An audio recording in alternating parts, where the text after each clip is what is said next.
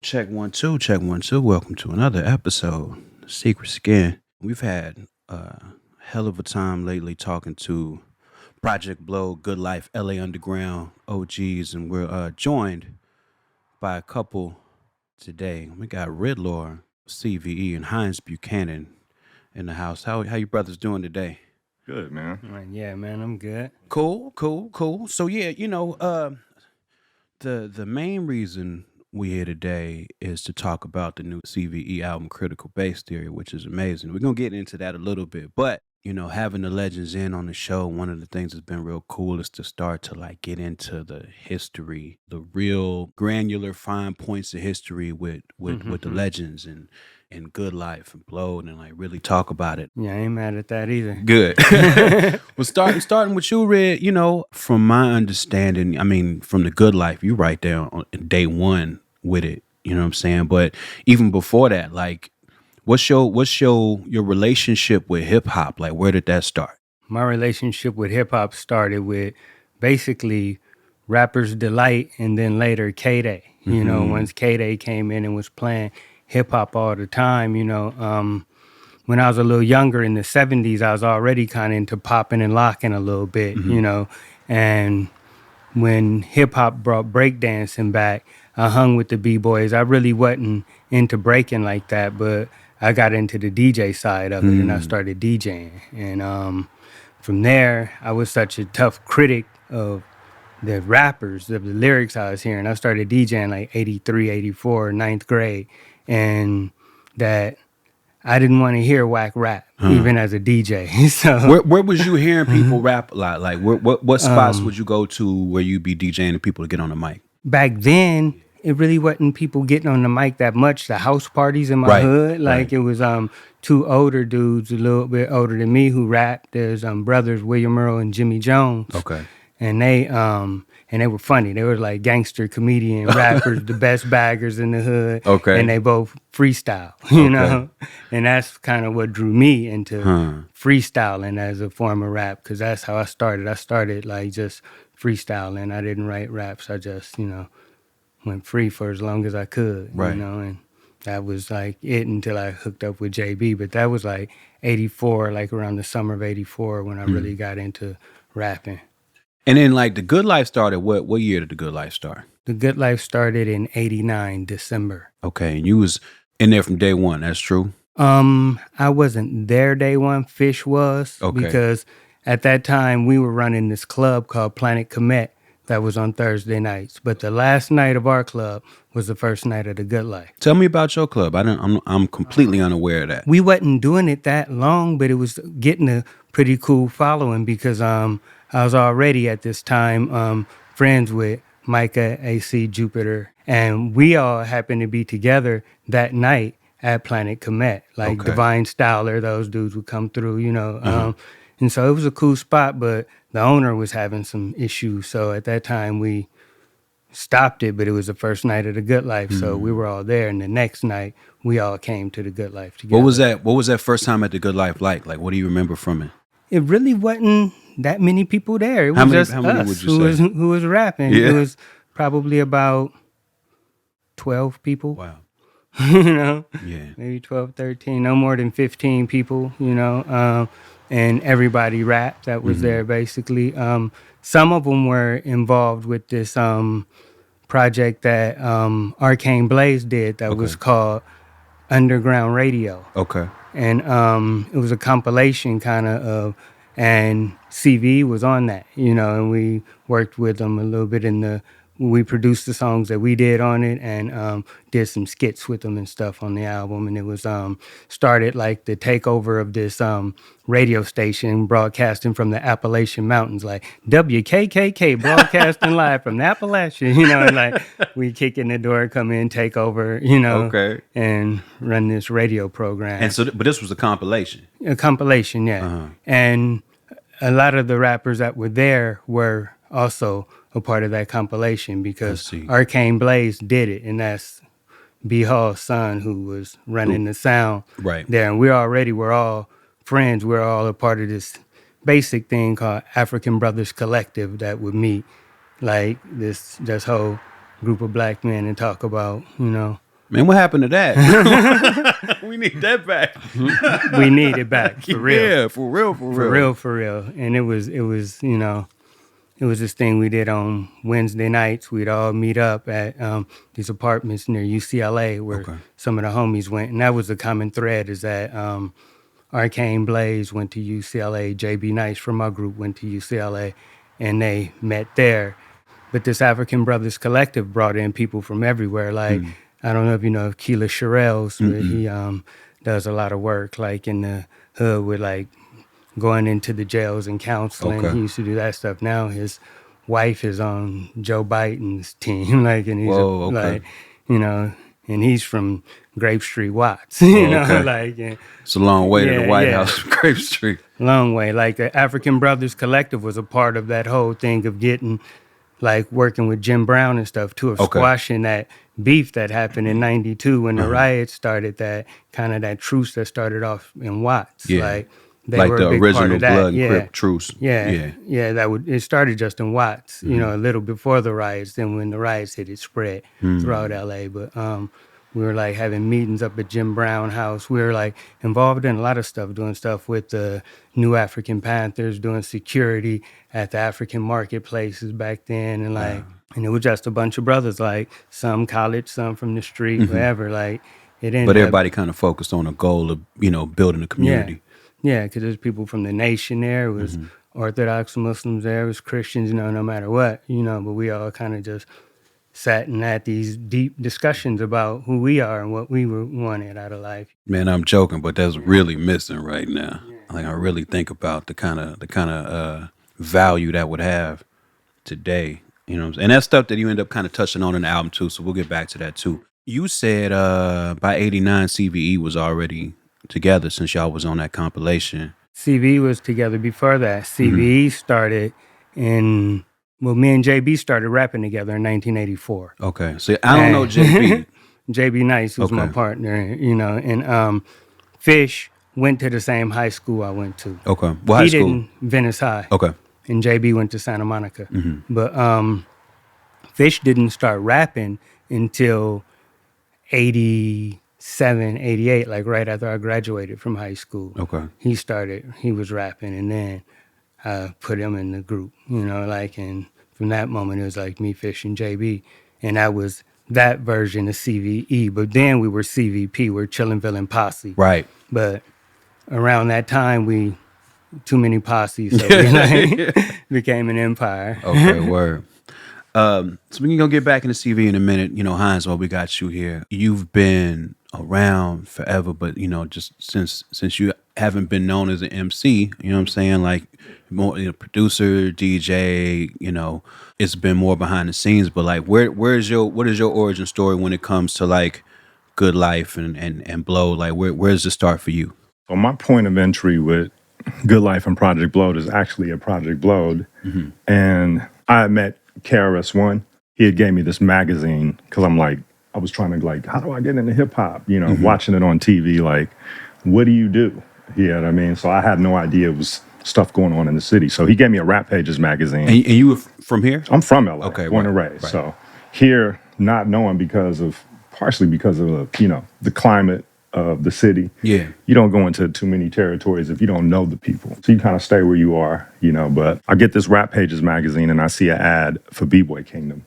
And it was like, oh, we're looking to hire people, you know, come through. We're a promotion company, you know, we throw shows and stuff like that. And I ended up at his house. What year is this? This was 1995. So, and it's had to be in the summer because you guys were on tour. He was on tour with AC. Okay. I met Jay Smooth. All Balls Don't Bounce. Yeah, it was All Balls Don't Bounce. So they was on tour. I pop up at his house. Kinky Red is there and Jay Smooth is there, who was running an organization called B-Boy Kingdom. And so I went there for a job interview. Word. And was like, I'm here to contribute. Like, what do I do? You know?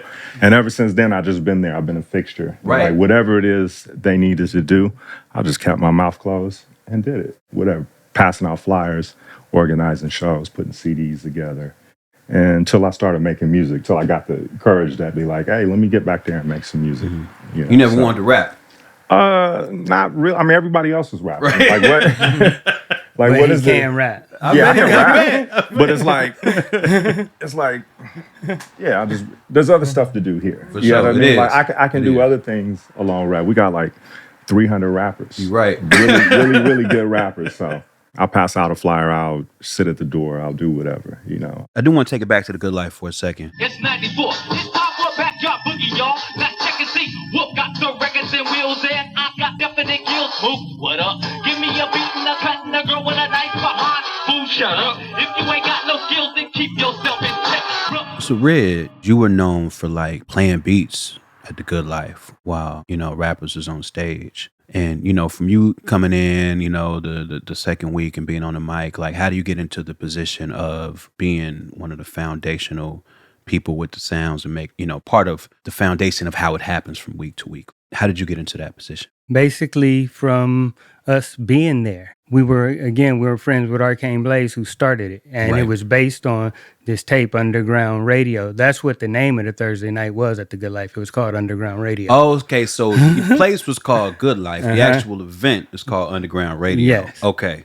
And it was named after that tape. Gotcha. So basically we were there, and he got a job like in New York working for a magazine, Freestyle Magazine, I think that's the name of it, yeah. And so he ended up moving to New York, and when he left, he asked me and Fish to take over with the sound. We started doing that every Thursday night. So starting off from you getting there and it's 12 people, like, was you able early on to see how important it would become? Not really, That's it real. was like a place to rap. It wasn't a lot of places to rap. And back then, it wasn't a lot of producers in places to get beats, Right. And that's what kind of made, like, me and Fish started producing like around the same time, a little before the Good Life started is when we first started even making beats, because before then we used to have to get beats from other producers. We didn't even really, even when we're making beats, we didn't consider ourselves producers. This see. was done out of necessity because Right. it was hard to get a beat back then. Now, you can't imagine it being hard to get a beat to rap to. Right. What do you think is what made the Good Life pop off? Like to go from the 12 people to where it's like 100 people in there and 100 people outside. Like, what do you think it was that caused it to really get noticed and attract all of the hip hop in the city to that spot? The openness of it and of it being authentic, having the right chemistry to start with, kind of, because on day one, like, the fellowship didn't exist as a group, but Micah, AC, and Jupiter were there, Right. They were there as a foundation, too. And from us being there just all the time, every Thursday, more people just came. It grew gradually. It wasn't this big thing. And it was one time where, like, they had a contest. A lot of people came. It was weird, because Yeah, 'cause you contest had a bunch energy of is weird, outsiders, like, Then after that, it fell off. Right. And we had to start Rebuild again. it. We're like, no fucking contest. We just like rap, Yeah. like had open mic, and the Please Pass the Mic and all that grew organically. Nobody it just happened, from Rifleman Cool now, man, coming up with this, like, just on the fly, AC, like, Please Pass the Mic, like, and it just like And it grew an energy of its own. Y'all clap it up a little bit. We're about to go to Please Pass the Mic. Word them up. CVE in the house. Thank everybody for coming out. But everybody for coming out. But hey, yo. But everybody who want to get their flow on the mic, you know what up. I see the Rifleman. One, two, one, yo. One, two, yeah. I beat them streets like who's the shit like. And do that shit on Toby. I gave you 70 cents and I owed you 6 now you owe me. Show me. I show you all that. See how far you can go. You can sign that in with a crowbar just to let you know.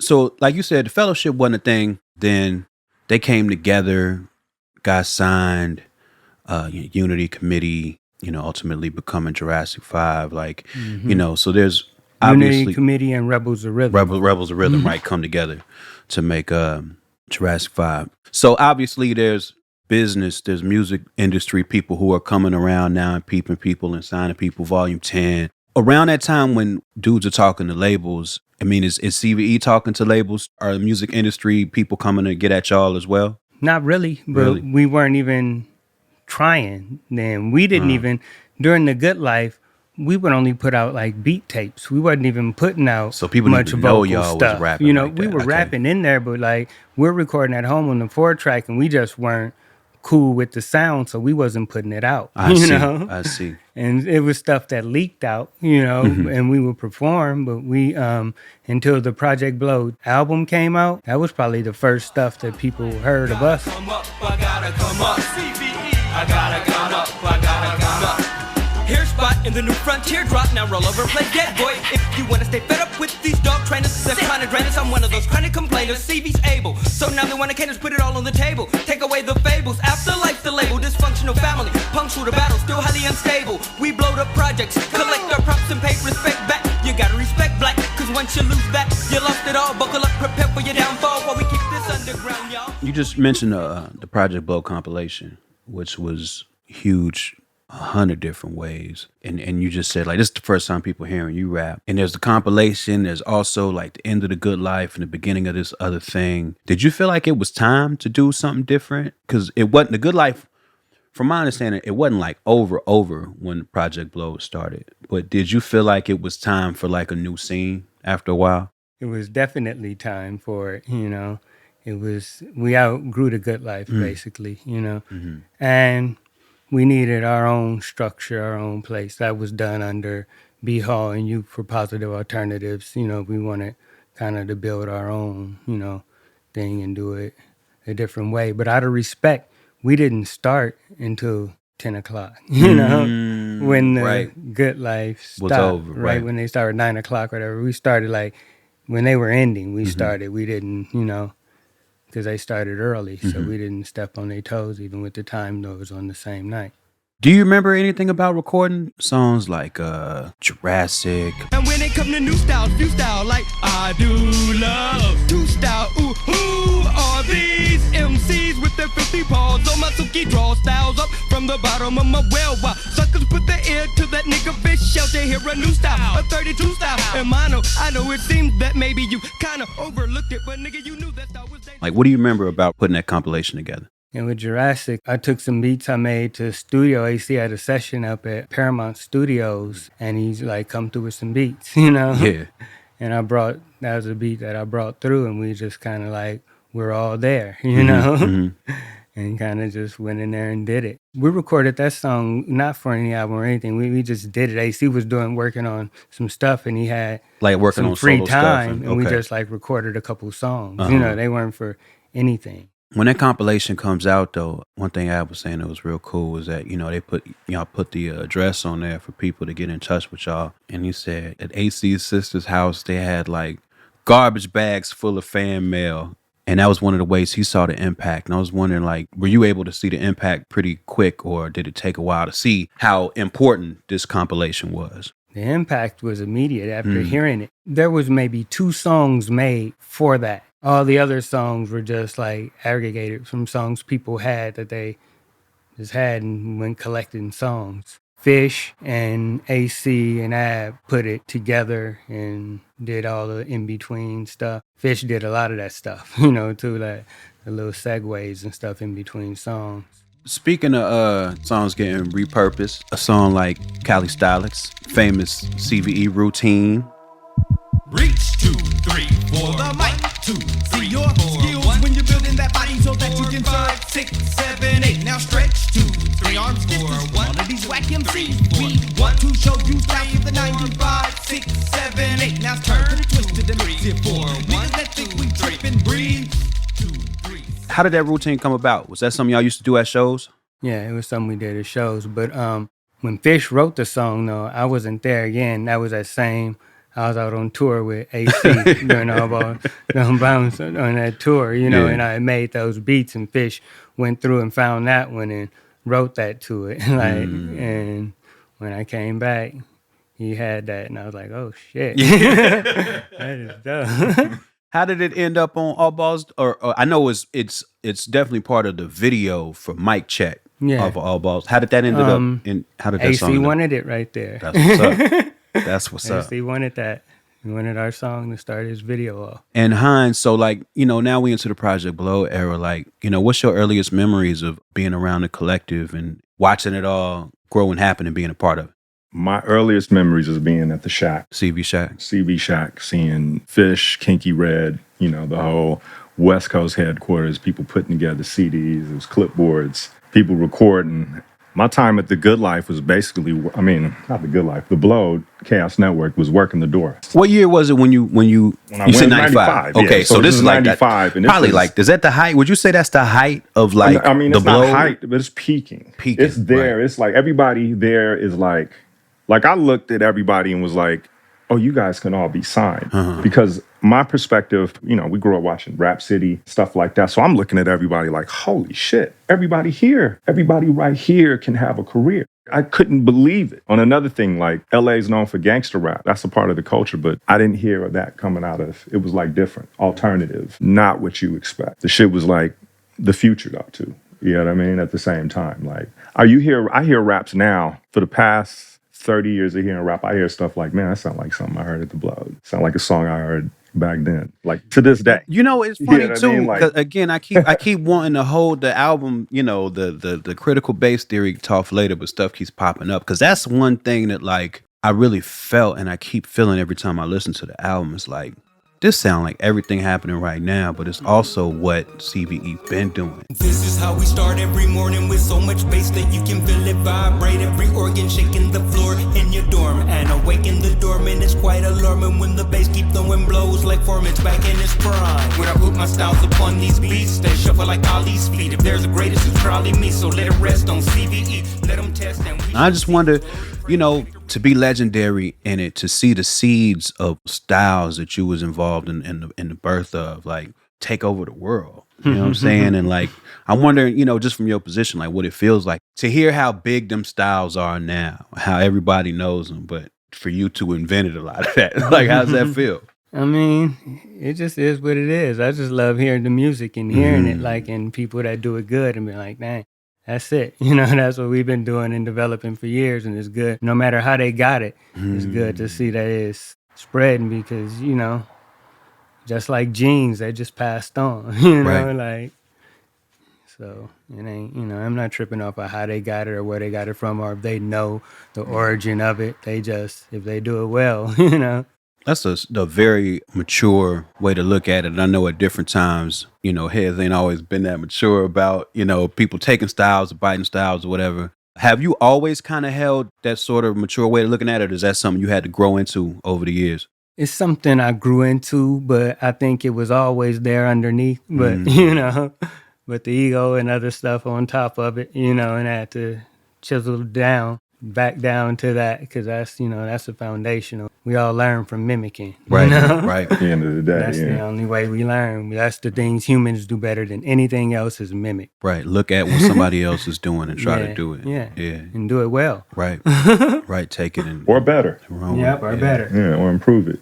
Do you have different goals in making music now than you did before? Not really, because I make music because I love to make music, and that's the goal is to like get it off and do what I love to do and like, put my mind at rest, so that's what I do music for. It's not, I never wanted to be on a label and have to turn music into work and have an album out by this deadline and it got to have this single on it and like just the whole politics of that seemed like it would have turned rap into something that I don't like,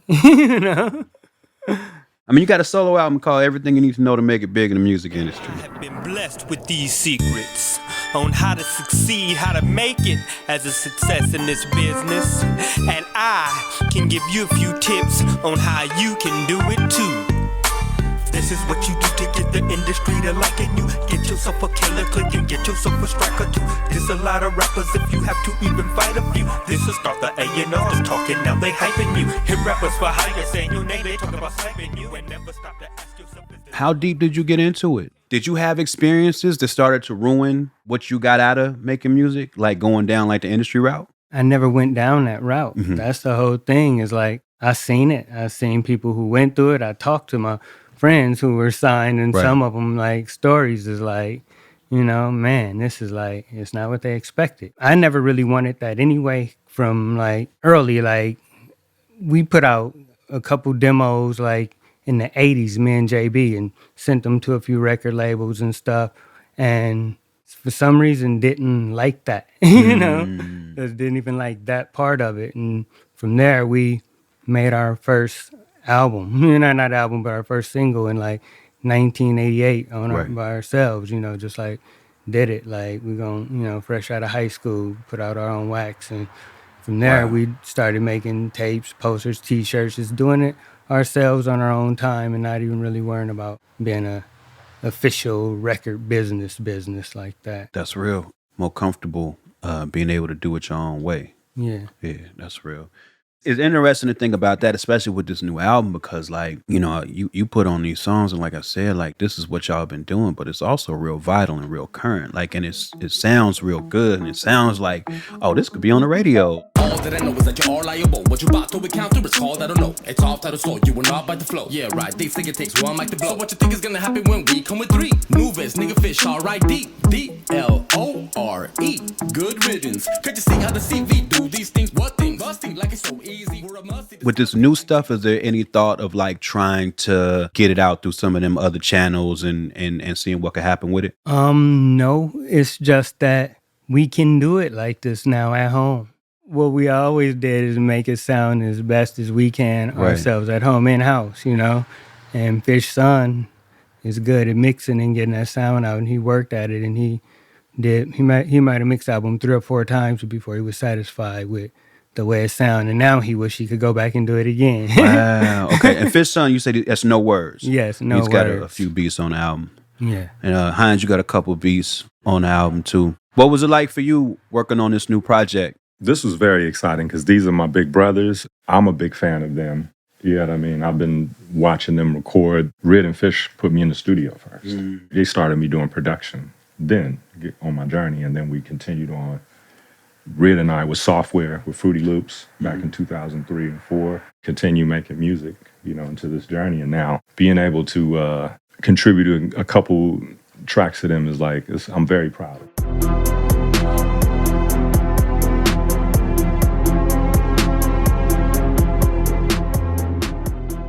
And those beats he made are killer. Yeah, they are. And he made those beats. He makes those beats on his iPhone.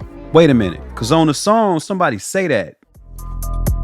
You still a G, or you can help me put it out. Good looking out, then we push it out. But you gotta understand what it's really all about. The independent route, getting to the sound. The homie made this off the iPhone. Then they sent it to the cloud. We can celebrate here by letting up around. CVE, nigga, world renowned. I've been making on my iPhone for about 7 years now. So like, what program? Well, I mean, is either it GarageBand or like, it's music. I taught myself how to make music. Like I kind of got a natural, like if I hear a song, I know what the chords are doing naturally. So I can kind of take it from there and then do my own thing or whatever. That's how I kind of learned to make music. By hearing music and just playing it. The iPhone the technology allows me to do that. I don't have to sit there and practice for hours I can arrange. I know how to arrange whatever kind of song you tell me. I can kind of do that. Is there any limitations to it, you know, having a small screen to work with or anything like that? Like, nah, because the music is there. It's not, I don't even, just give me something that can make some music. Give me a rubber band. Give me a drum. You know what I mean? I'm like one of those. Like, if I can make sound out of it, I can make a song from That's what's up. You know, we all adults here, and kids and all of that. And one thing I was grandkids. Oh, yeah. Papa. Clap it up for grandkids. That's what's up. That's hard. Wow. But I'm curious, you know, because we talked about you making this album, and I guess the first question is, did y'all have any difference in y'all's approach as CVE? And this time CVE is Red, Fish, and Reckless. Who else would you say? Novedad. Okay. Is this current iteration for this album? Did you have any different approach in mind with making music this time versus times in the past, like versus older CVE projects? Only me maturing, you know, getting older, maybe some slightly different expressions, saying some things differently, or, you know, just where I am now. But as far as the goals and everything, still the same. When it's a CVE song, it's a CVE song. We just got this chemistry that, you know. And Novedad, he's been doing songs with us for the last probably like, what, 15 years? Yeah. About 15 years, yeah. Y'all got different styles, And I think them different styles are reflective of like y'all's different personalities. How does it all fit together so easily? Like, what do you think it is that like makes it where these different personalities, these different styles can come together and make something that's like definitively like CVE? We're not competing with each other for one, you know. We're kind of like family outside of music. And we just got this, me and Fish too, we got this chemistry that go all the way back, you know, Right. and us making beats together. A lot of it was collaborative and shared to where I could walk away from a beat halfway done and he'll walk in the room and just and finish it and do something with it. It may be totally different from what I left and be like, oh, that's dope though, you know? I guess that trust, right? Like, cause you know, if you look at the Fellowship, they be trying to take each other head off on the song. You know what I'm saying? So I do think it's cool. And I never thought about it that way, but I feel like that's a real important point, is that y'all never really sound like y'all trying to like outdo each other. It's everybody's doing their own thing to the music. And it's kind of like it seems like a us versus them thing, like a CVE versus the world thing versus like CVE versus each other. But what I was going to get to too is, how do these new life experiences, new responsibilities, how do they affect what you do in the studio or when you writing or when you recording? Like, what do you feel like has been the difference that all these life experiences have given you? A different perspective on a lot of things, you know, like, because I've grown a lot since those days, and a lot of, you know, my opinions have been more refined than they were then, you know, on things like, and I'm not as judgmental and harsh as I used to be on certain things, and I'm, you know, just more laid back on life, except for when it comes to the treatment of our people, you know, in the system. And, you know, I'm developing more sympathy and empathy and compassion for the people, but less tolerance for systems of power, you know, that oppress us. And that gets at something I really want to point at. To me, is like one of my biggest takeaways from the album is that like critical bass theory is a great title, but I think you could just see that and think it's a cool little play on words. But then when you really listen, like, no, y'all have a lot to say. Hello and welcome to Critical Bass Theory. All right, today we're doing a little bit of a public service, which is critical bass. Theory doesn't have to be difficult. We're going to chop it up about critical bass theory. Critical bass. What does that do to a... You know what I'm saying? Like, it ain't outright political. Y'all still having a good time and you know, MCing and all that. But I really think there's a lot of real straightforward messages on here. Like, you really get a sense of who y'all are and how y'all feel about things happening in life. Am I the a-hole? Wanting to drive down the street without worrying about getting beat by a race motherfucker that's carrying heat. Acting like they want me 6 feet deep. Me trying to go from A to B. They want to escalate the shit to Z. And I'm not trying to be history while they on some white supremacy. Am I the a-hole? But seeing through they white sheet and they authority when they ain't acting accordingly. Saying I'm being disorderly because I don't trust. What do you think has motivated you to be more outward with like politics in the music these days? I think I've always been pretty outward with politics in my music, you know, right? Especially when it comes to me, you know, in the group, you know. So it's just, you know, my views may have shifted some or got more focused. And I can't even say broadened, but more focused, you know. What is the focus on? The focus is on freedom, liberation, and people to be themselves, not to be confined and constricted by what somebody tell you should be or who you should be or how you should be or who you should love or any of those things. It's like, you know, if you hating on love, you got a problem, you know. If it's two people in love and you think it's something wrong with that, it's something wrong with you. That's real. These perspectives, and they sound like they do, but I want to confirm that for you, that it goes back to like stuff that y'all would talk about in like the African Brotherhood Collective. Like, does it spring from there and continue all the way into now? Yes, it's definitely a continuation for me, you know, that I take those same foundation I had then, you know, and move forward with it, you know, and I try to spread it and teach with my music too, like, you know, not lecture, but still teach and have lessons in the music for people, you know, not just music to party to. Sometimes it's braggadocious and MC shit because that's what we do, you know? But at the same time, you know, there is a message in it, and there is, you know, something in it that you can take away. Just for people who don't usually get to hear your voice in speaking terms, but, you know, they mostly hear you as an MC or you as a producer, like, you know, what message would you want to leave people if they're hearing your voice for the first time right now? Be open. Mm-hmm. Love, you know.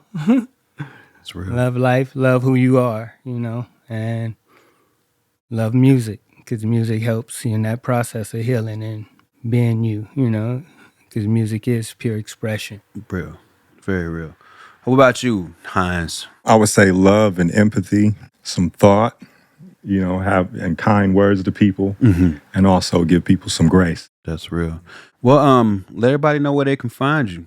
The main place to find me is probably on Instagram, Riddlore CVE, RIDDLORE CVE. I'm on Instagram too, Hines Buchanan, and Twitter. You can find me both of those, HINESBUCHANAN. Well, privileged to have y'all here. Big respect to the whole legacy of CVE and being architects of the Good Life and the Blowed and foundations of this LA underground scene that has given so much to so many people. So just want to say thank y'all for that. I'm really excited for people to hear this new album. Like, you know what I'm saying? I really feel like this can really go. This can really do something. So, you know what I'm saying?